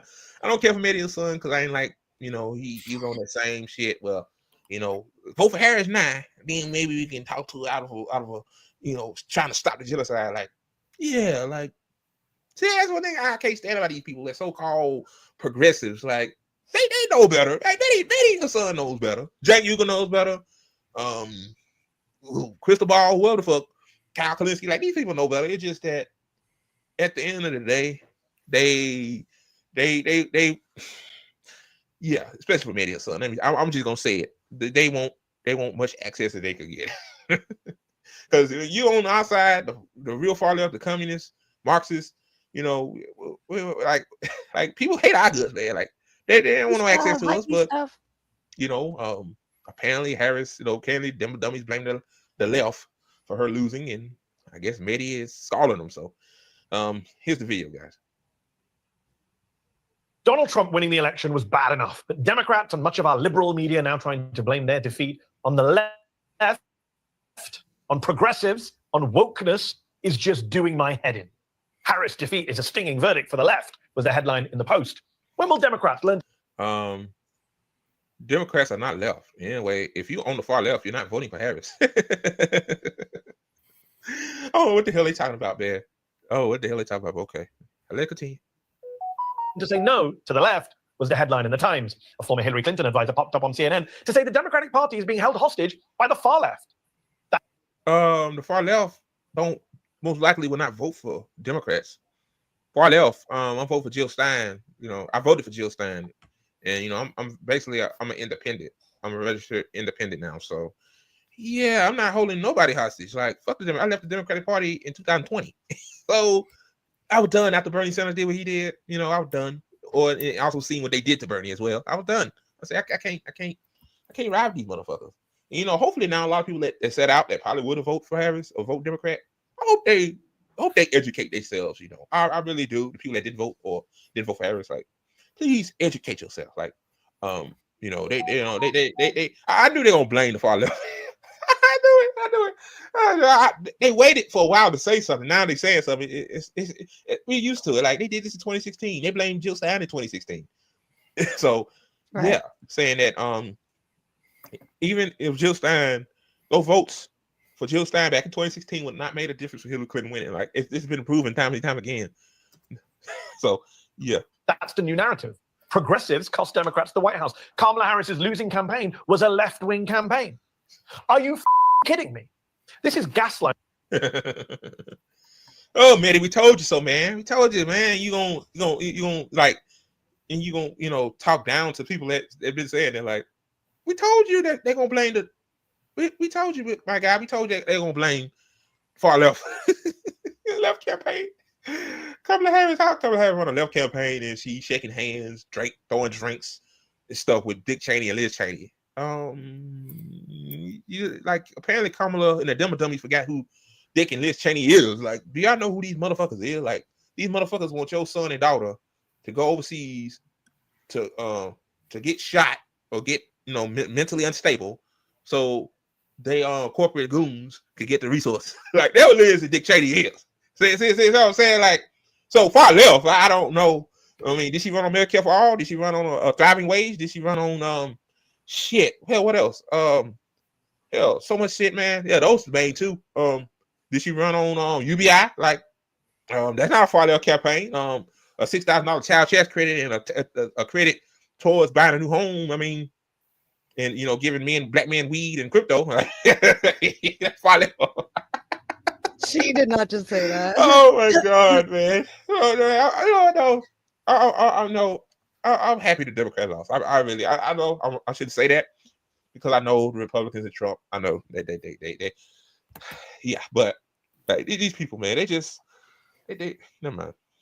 Of Trumpian proportions. There was nothing left-wing about Harris. I mean, the centrists literally got the presidential candidate they wanted, a tough-on-crime prosecutor who bragged about owning a gun and spoke about her love for a lethal military. A candidate who famously told migrants, don't come to this country, and during the one and only presidential debate, attacked Trump for not backing a bipartisan and very draconian border security bill. The idea that progressives got the campaign they wanted, and that sounds like a right winger to me. Kamala, she ran a far left campaign. All that stuff sounds shit. Hell, that sounds like something Donald Trump would run on. Pro cop, well, she's a cop, but a pro gun. Hell, goddamn, hell, 2 right wing candidates ran and just the orange one won. and then lost, and so the left is now discredited, is so ridiculous, so detached from reality, so demonstrably and obviously false that I can't believe I'm even having to sit here and rebut it. Oh, well, it was the wokeness then. It was the cultural stuff. No. Democrats do not support defund the police. When did ever Democrats say that? I don't even think Democratic cities tried to defund the police. Maybe a couple of little small towns did. I remember that. But it wasn't in New Hampshire. Nobody did. Yeah. Nobody did. And they claim it didn't work, which I think is bullshit. I think it's just, they were trying to say, hey, God, this don't work. I don't believe they thoroughly did it, but whatever. But Joe Biden said he gonna fund the police, and then he got a top cop as his vice president. So, nah. I mean, nobody's buying this bullshit, man. Come on, man. Right, like they did. What about the whole Cop City thing? Like, they're funding police, if anything. Sorry, this is so uber meta to watch a guy watching the show. So I've got to at least throw something in there because I feel like I'm just sitting here watching this. Yeah, well, I mean, I got lectured about how far left Kamala Harris is, and it just drives me crazy. It's like Americans don't know what the fuck left is. They think a bunch of anorexic little pink hair college kids, they're getting upset over pronouns would be the left. I mean, which is nothing wrong with anorexic college kids with pink hair obsess over pronouns. There's nothing wrong with that. But what I'm saying is that's what I think is the left. And even if that was the left, that's for Americans to think that's going to just revolutionize and transform society. Get real, Right. I agree. Yeah. Like, don't get mad, man. Like, he told man, look at his face. Man, motherfucker. Man, are you fucking kidding me? Oh God. Harris barely said anything about transgender rights. She didn't utter the term Latinx during the campaign either, nor did she ever mention the words defund the police. Stop lying. Oh, and by the way, the year when people were talking about defunding the police was 2020, not 2024. And Democrats won in 2020. Just saying. Look, it's as clear as day. Harris did not run a left-wing campaign. She didn't run on Medicare for all. She didn't run on student debt relief. She didn't run on a Green New Deal. Nope. And she didn't break with Joe Biden on Gaza. Nope. That a lot of people thought. I think a lot of people thought that she'll be better on Gaza than Joe Biden. Why? I could have told you so. I think I said that a few months back. She ain't gonna break on Gaza. Nope. I knew she wouldn't. As somebody who is from California, we call her Cop Mala. Seen the effects of what she has done. I knew she was just another Hillary Clinton light. That's all. Just another skin color. That. Well, that's another thing. The right wing were obsessed saying she's not black. And it was like I knew one person who was obsessed over the fact that she was supposedly not a black woman. I'm like, I don't care what's the matter what color she is. I don't care. I care about what she stands for or don't stand for. Same with Donald Trump. I don't care if he's orange. I care the fact that what he stands for and don't stand for. So and correctly, if one must be into identity politics, she's partly black, she's partly Indian, she's partly white. So what? And that's the right saying, being obsessed with identity politics when they are accusing people on the left of being guilty of identity politics. Yep. Absolutely. Yeah. Yep. Her husband is an APAC handler. So yeah, I'd love to see, her saying Well, yeah, we need a immediate ceasefire now. No, kind of felt that one. So when you say she ran left, what on earth are you talking about? This is a presidential candidate who campaigned way more with Liz Cheney and Mark Cuban than with AOC and Sean Fain, who listened more to her brother-in-law, the chief legal officer of Uber, than to Bernie Sanders. The truth is that in 2016 and again in 2020, the Democratic establishment united to block Bernie Sanders, an actual leftist, from becoming their nominee. And in 2024, due to Joe Biden's stubbornness, they didn't even have a contest, just a coronation. So look, the centrists, the moderates, got their candidate in every single election in which the Republicans nominated Donald Trump. 2016, Hillary Clinton. 2020, Joe Biden. 2024, Kamala Harris. And they lost to Trump 2-1. And to be honest with you, Joe Biden would have lost in 2022 if it wasn't for the COVID. People don't know that. And then Trump almost could have beat Joe Biden because technically, besides New York and California, which Joe Biden blew the water out of them, like, of course, you know, two very blue states going to a Democrat. I mean, like, wow, like you expect it, but the other states didn't perform as well. So, like, damn, that's crazy. Donald Trump botched COVID, told people to inject their arms with bleach, and the motherfucker still almost won the election in 2020. It's wow. It's wow. It's so wow. And now he's a convicted felon. Well, he's been a part of himself, but a convicted felon won again. Like, man, the Democrats, man, don't give a fuck. Like, they really don't give a fuck. They don't give a fuck. Only thing they give a fuck about is their donors. Like, both Democrats and Republicans got the same donors. I don't care what nobody says. Like, that's true. 2 out of 3 times. And now they're going to blame the left for that? No way. He mad as hell. Like, they ain't going to blame us. Aren't you the same one that kind of capped Kamala a little bit? Like, saying that voting for Trump is a bad idea. You telling your own people. I remember that, man. Like, now you telling, see the gloves off now. See the Democrat law, you know, there's a lot of animosity going on. So these commentators, Roland Martins and Media Sons coming off, you know, the gloves are off now. You know, you got Roland Martin saying that Nancy Pelosi and Chuck Schumer need to step down and retire. And you got Media Sons saying that Kamala did not run a left campaign. Like y'all knew this shit beforehand. Like Nancy Pelosi and Chuck Schumer should have been left before Kamala, before the election, well, years ago. And yeah, the Democrats is a right party. It's a right-wing party too. Like it's 2 right-wing parties in America, guys. There's no left party. Like LC said the same shit in 2019 before LC, I don't know what the fuck happened to her. She became a fucking token goon. I'm coming to words, but so yeah, y'all. On to the next. Is he okay? He sounds interesting. I said, is he okay? He's a good guy. As I said, he and Tired Pestis. She wasn't in this segment here, but they I like their shit. They're a little further left than I am, but I like them. I like what they post on Twitter. So I like, you know, I'm going to try to have them on my show because they invited me on their show a couple of weeks ago, and so I'm going to return the favor. Oh, by the way, don't buy Butterball turkey.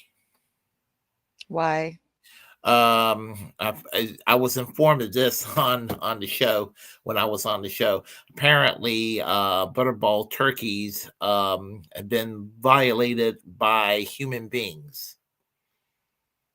Sexually, the turkeys in the turkey farms. That's disgusting. Yeah. I don't know if I mean, yeah, I'm pretty sure it probably happens, but I don't want to think about that. Yeah, well, I'm just saying if you're going to buy a turkey, don't buy Butterball.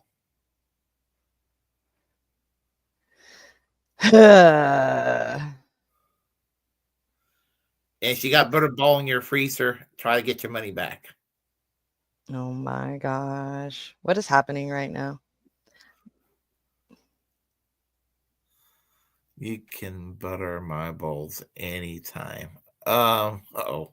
I can't believe you just said that out loud, Willie. I was hoping you would. Oh my God.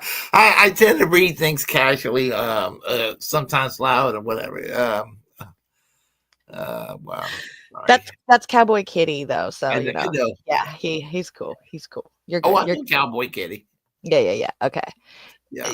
See, I don't know. I know his name in real life, so I don't think the left the centrists CNN and stuff, I haven't heard them blaming the left this time around. Have you?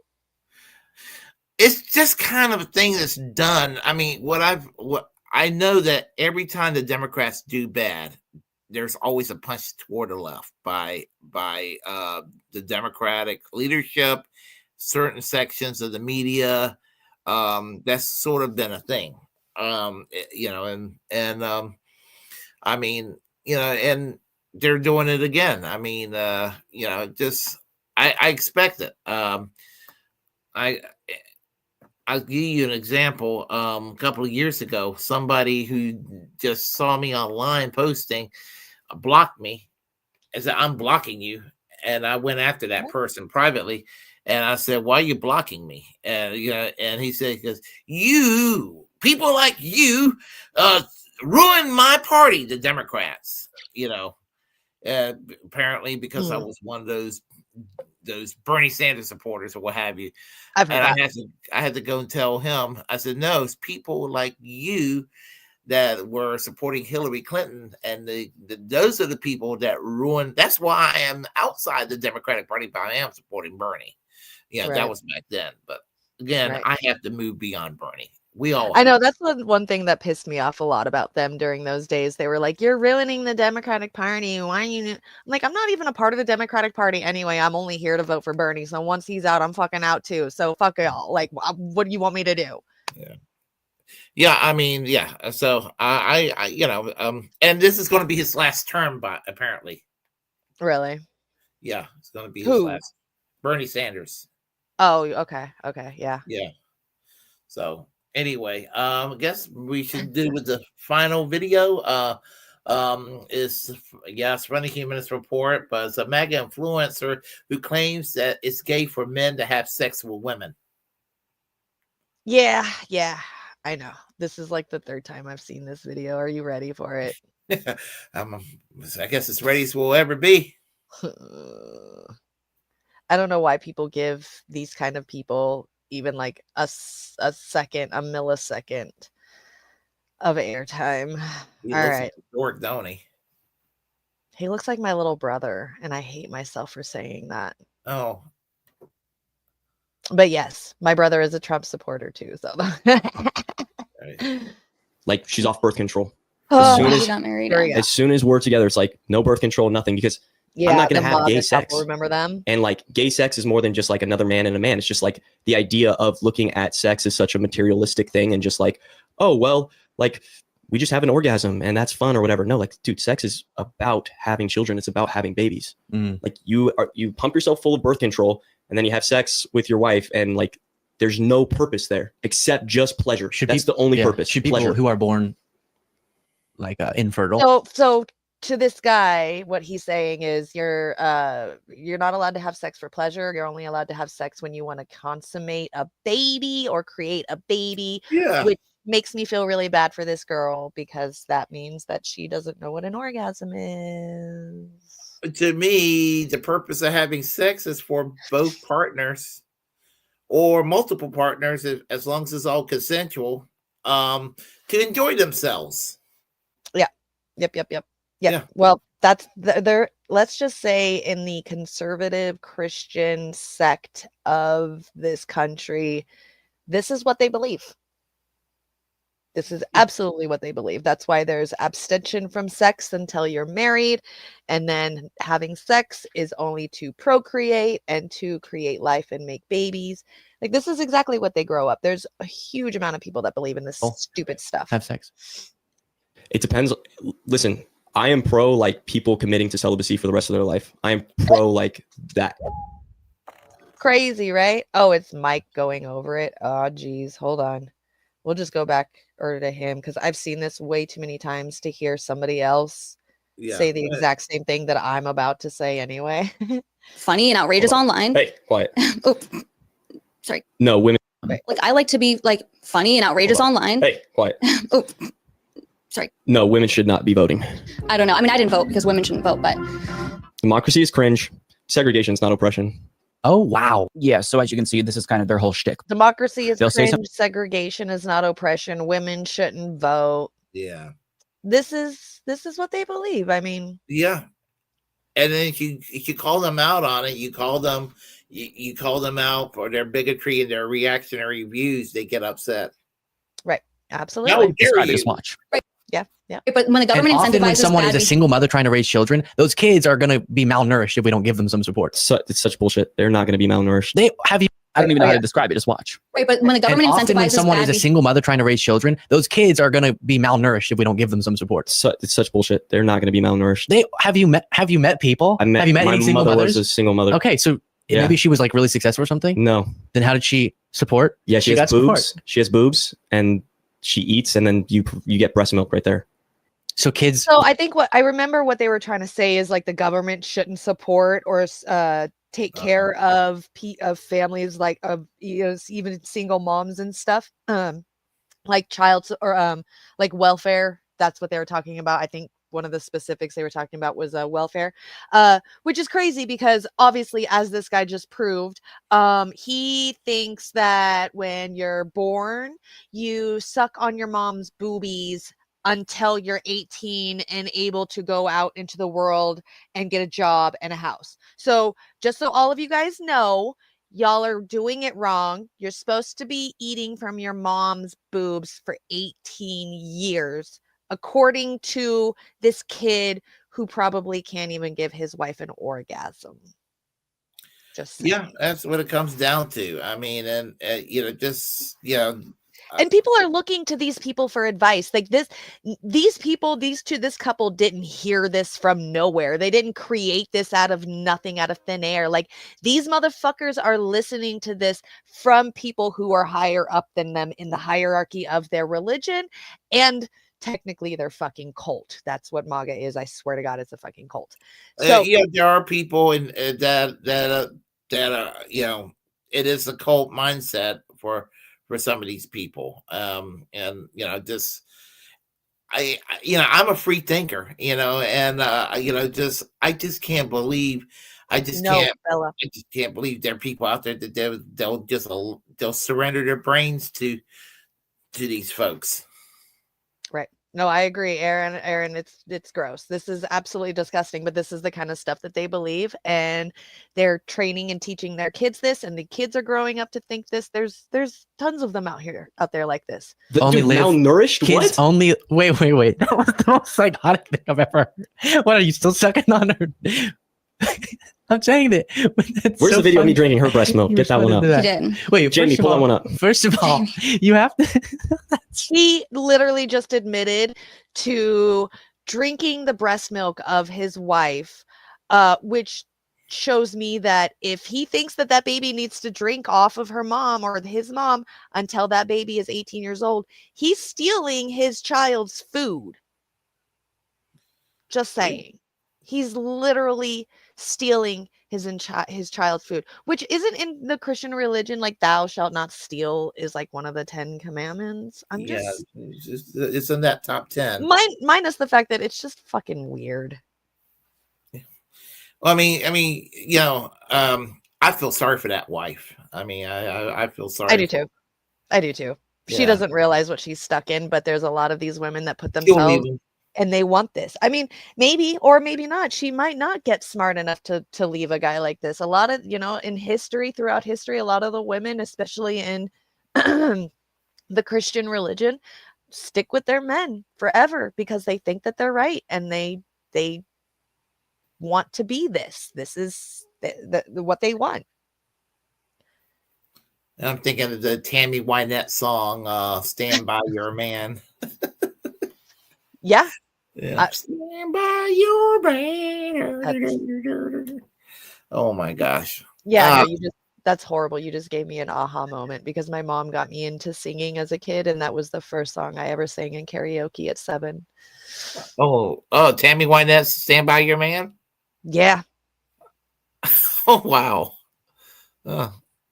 Man, the mind-blowing aha moments I've had over this last year are absolutely insane. I just can't. Okay. It's the craziest thing I've ever heard. You have to be nourished as a mother to give good nourishment to your babies. And then the babies grow out of the sucking phase. Yeah. And then you still have to feed they them eat food. Yeah. Yeah. See what I mean? I mean, maybe he was breastfed until he was 8. I mean, did he just completely forget what he was saying in the first place of not giving women health or welfare to help them feed their kid?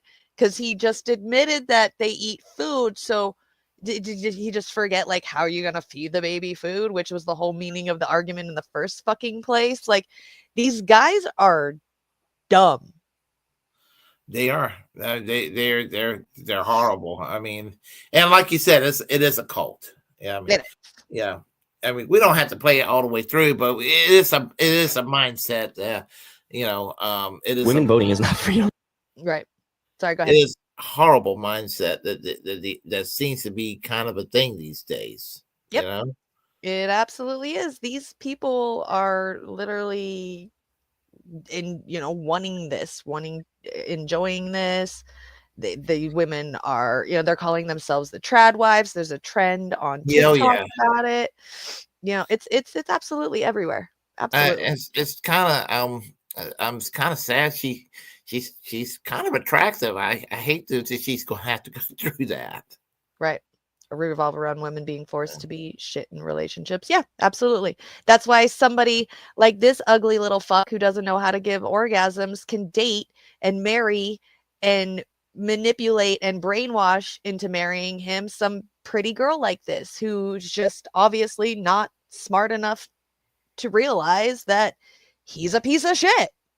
And she's missing out on a lot of really good orgasms in her life if she would just fucking get out of that. Wow. Yeah. I'm a hecka trad wife. Guys, trust me. What's up, California folks? Yeah, I mean, I just don't get it. I mean, and it's kind of an authoritarian mindset too when you think about it. Yeah, It's how a lot of women have already been having to live throughout history. So yeah, women, we didn't even get the right to vote until like within the last 100 years. So whatever. Yeah.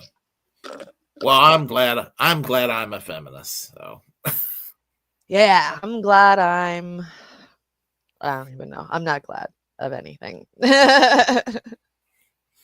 Yeah, I mean, I hope that these attitudes will one day just fade away and all that. Just is I mean, it's comical, but it's not. I mean, it's comical that there are people out there that they're like, it's so abnormal that it comes across as comical, but it's really sad at the same time. Yeah, I know. It's sad, but like you were saying earlier, we have to laugh through this. You have to just laugh through this irony, because if we don't laugh through the irony, we're literally going to lose our fucking minds. We're going to lose our brains. This shit is just seriously in our face now. It's gotten to, I think, past the point of ridiculous. So yeah. Yeah. So anyway, it looks like we're approaching the around 9 o'clock. I have to get to work pretty soon. So any plans on the streaming this weekend on Twitch, I guess? Maybe I might do my gaming, some more gaming. I've been trying out the new Marvel Rivals game, which has been a lot of fun. It's a blast. So I might stream some gaming. I don't know. Figure it out. Just keep an eye out. Go ahead and find me over on Twitch. Right now it's Deep Dish Jimi. Go and give me a follow. Turn on the notifications. That way you can get a notification for when I stream. I think that's it. Oh yeah, I got another new channel on YouTube. You guys go check it out with Hirsch. It's called Stoner's Guide to the Galaxy. We are covering news. We're deep diving into specific topics, whether it be geopolitical, political, historical, about certain things. Like we got into eugenics with his brother. So it's been a really, really fun show.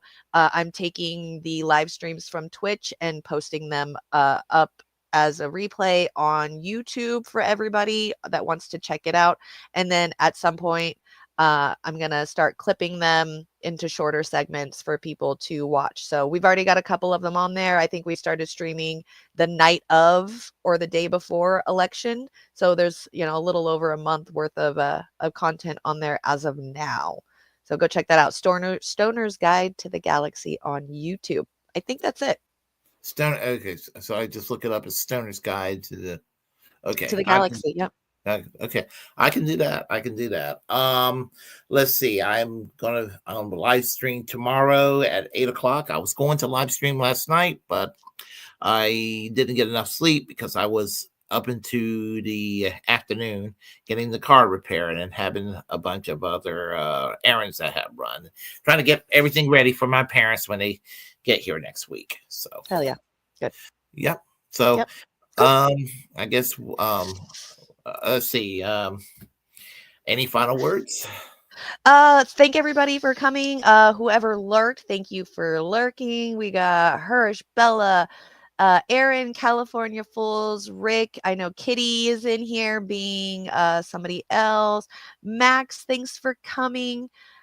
Kitty, Cream Pie Ninja. There it is. Fucking wild. Kayla.